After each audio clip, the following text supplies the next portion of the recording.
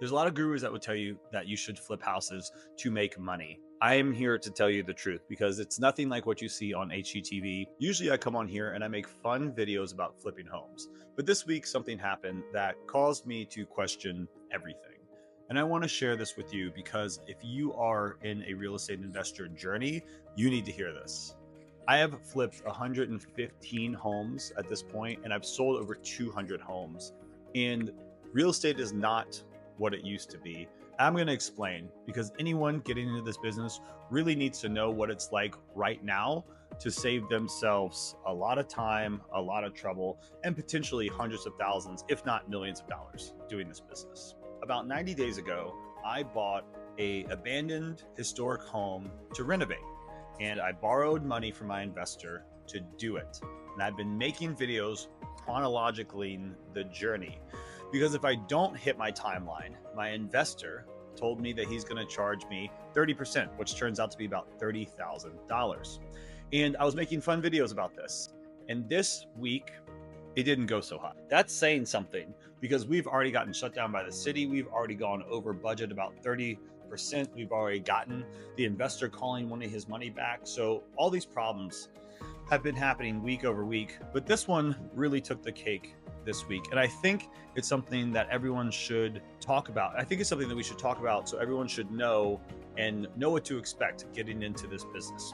Because had I known now what I'd known then, I'm not sure I would have gotten into this business. So what happened this week and how does it apply to you?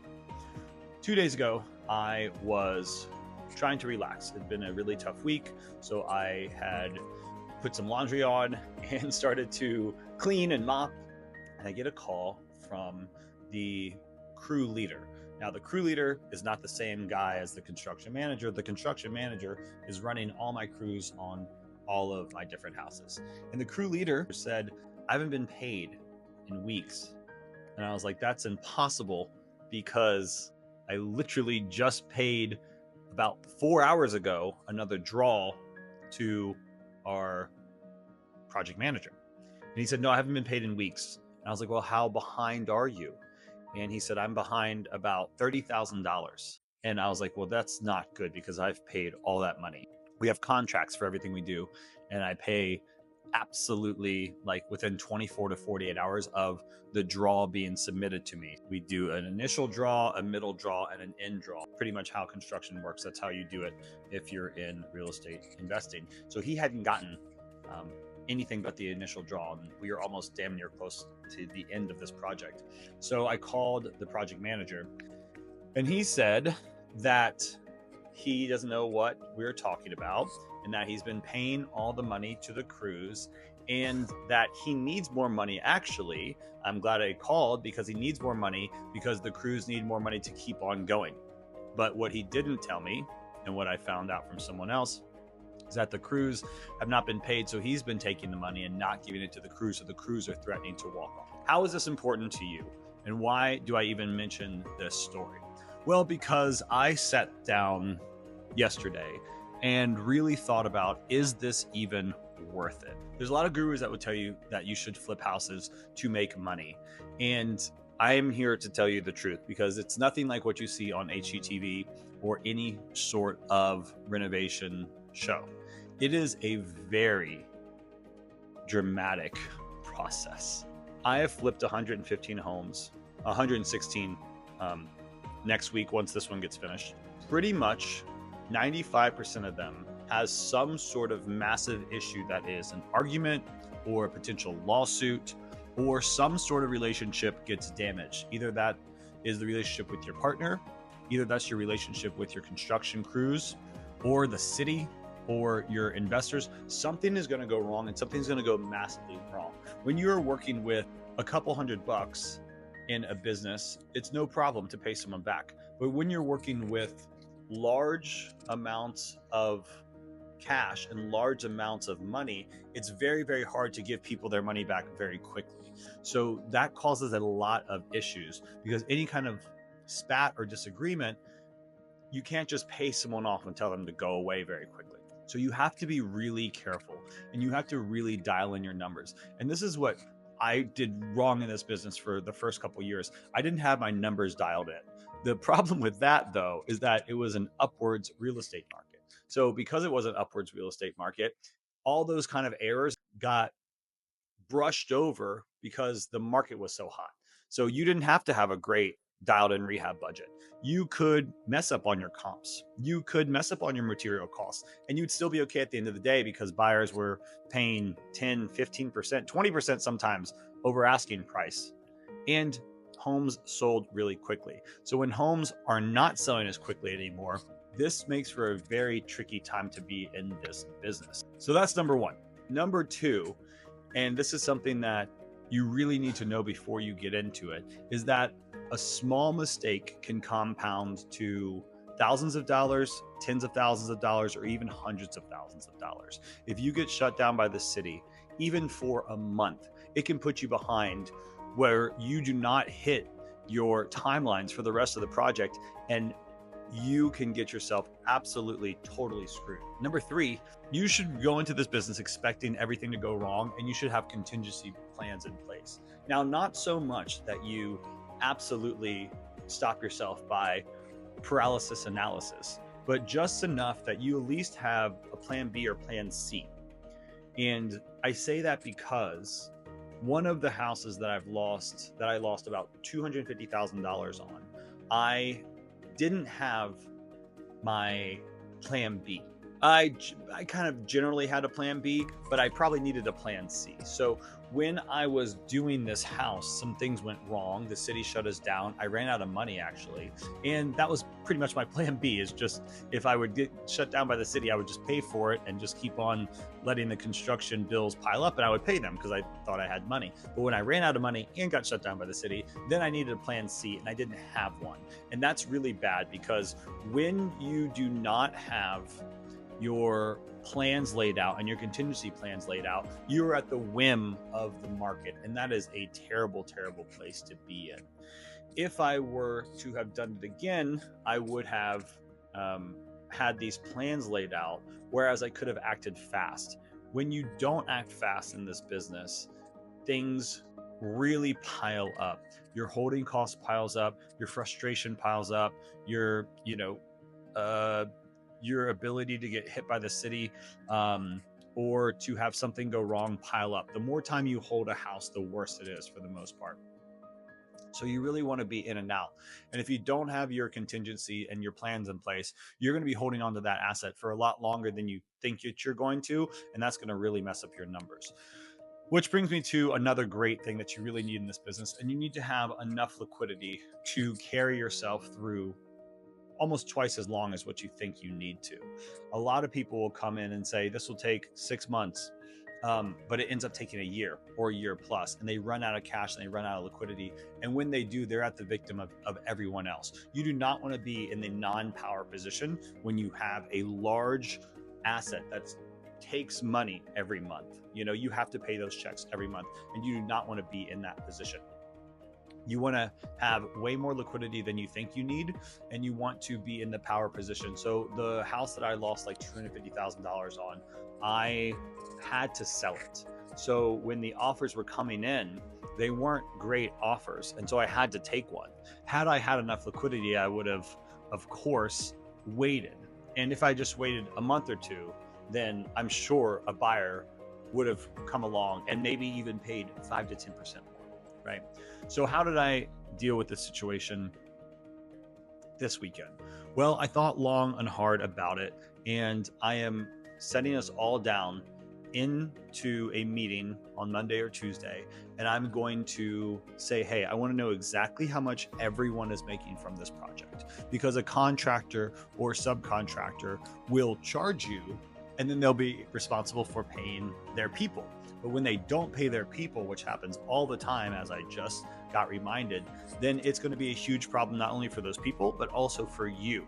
And maybe your investors, maybe your spouse, and all the other people that are depending on you. So you really want to make sure you know exactly where the money is going. I have a couple more pro tips here in a second that will really save your ass, that I'm going to tell you. So do not turn off this video until you at least skip to the end and hear the pro tips, because they're hugely helpful. Anyway, so on Monday, we're going to sit down and we're going to have a chat, Monday or Tuesday. And I'm going to say, I need to know where my money is going, and I need to know who is getting paid, and I need to know how much they're getting paid. Sometimes the project manager or the contractor will be squirrely with how much they're making from a project, but I am not allowing that anymore. I want the subcontractor to tell me how much he's getting paid. I want the subcontractor to show me how much he's paying his people, and I want to pay them directly. Now, I am a hands-off kind of person, and I think that's sometimes best to be, except when people start messing up and putting you in a bad situation. Then you have to come in and take a little bit more of the responsibility, and you have to continue to take the responsibility if they continue to do that. So do not be afraid to get into everyone's business as much as you can, because it is your money. If they're using it properly at the beginning, totally fine. Let it go, let it ride. Leave some trust there. Don't micromanage. But if they are starting to do things like people are not paying each other, people are getting called, they're threatening to walk off the job, then you need to step in and say, I want to know exactly where my money is going, all the way down to the cleaner. I'm going to know exactly how much you pay them. And I'm going to set the stage and basically say, I know you're making profit from this. I get it. I want you to make profit from this. That's the whole reason why we're in this business. I want to make profit. I want you to make profit. That doesn't bother me. I will even allow you to make profits off things you don't do. If you call and order me some appliances and find it from a secondhand person, and you want to charge a couple $100 for doing that, that's fine. I don't care. But I need to know the exact money flow and who is getting paid and who is not getting paid. And I will do it directly if not. So don't be afraid to do that. And don't be afraid, even if you don't know something. And this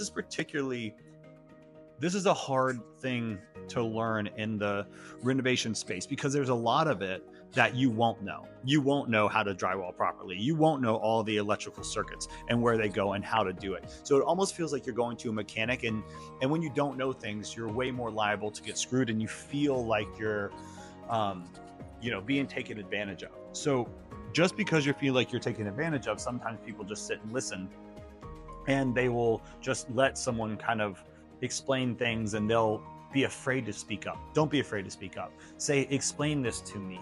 If you don't understand something, ask them to take you through it and explain it. And then if you still don't understand, ask them to explain it again. And then ask them to explain it like they would to a 5-year-old. I've done that many times. Even though I've flipped 115, 116 houses at this point, I still don't know a ton about the renovation progress. I am the least handy person you've pretty much ever met. I don't know how to do any of this shit on a house, but I know when I am feeling uncomfortable, when I feel like I'm getting taken advantage of, I know how to stop or slow that process until I feel very comfortable in my knowledge moving forward. So don't be afraid to slow everything down, and don't be afraid to say, hey, this stops. It's very much about being high self-worth and having kind of high self-esteem, and just knowing when to say no and when to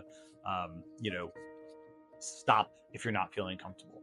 What I would also do too, and another lesson that I've learned from this whole thing, is to actually structure your contracts in a way that aligns incentives. Now, let me tell you what I mean, because this was the most impactful thing that I've learned recently. And the first 100 and so flips, I did not do this, and I am kicking myself that I didn't, because my life would have gone a lot better.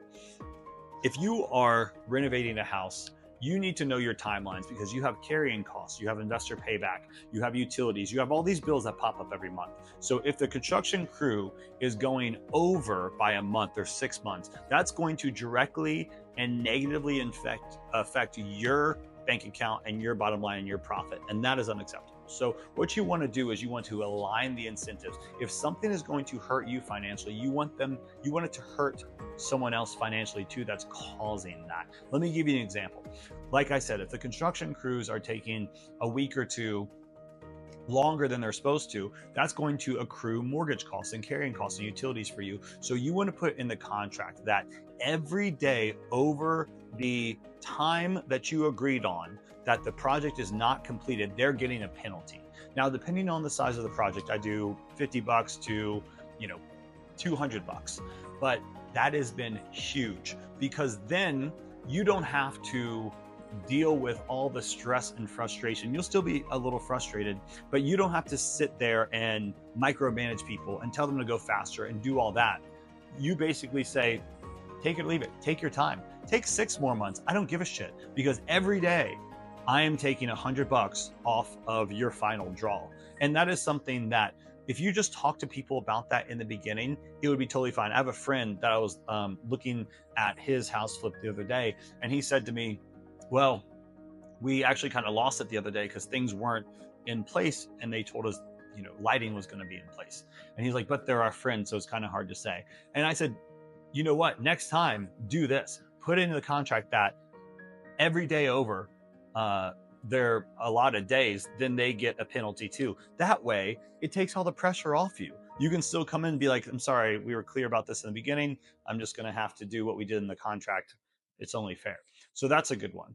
Another thing that's really, really, really great to put in a contract for house flipping is if you're having subcontractors come in, like a plumber or electrician, and they are commingling, which means they're working in the same living room or working in the same kitchen, either at the same time or at different times, it's best to put in, if you mess up this person's work, you will be personally responsible for fixing it, or something, or you will get some sort of penalty in there. Another wonderful, wonderful thing that I think everybody in real estate investing that's getting a contractor or someone to do work for them is to get videos or pictures done every day. I set up little tripods, and I have the crew put a phone of mine, it's just a cheap iPhone, and I tell them to put it on record. The majority of that is to put it on YouTube and to have time lapses for y'all, because I want to make cute little videos about this. But a secondary massively important thing that it does is it allows you to see the updates per day. No one really gets upset when you, as a real estate investor, when you see the day-to-day progress, because then you can jump in and be like, oh, actually, I was wanting the kitchen to be worked on first, or whatever. So it makes y'all both kind of be on the same page. Nothing worse than leaving to go out of town for a long weekend because you're stressed, coming back and nothing's done, and it's a surprise to you.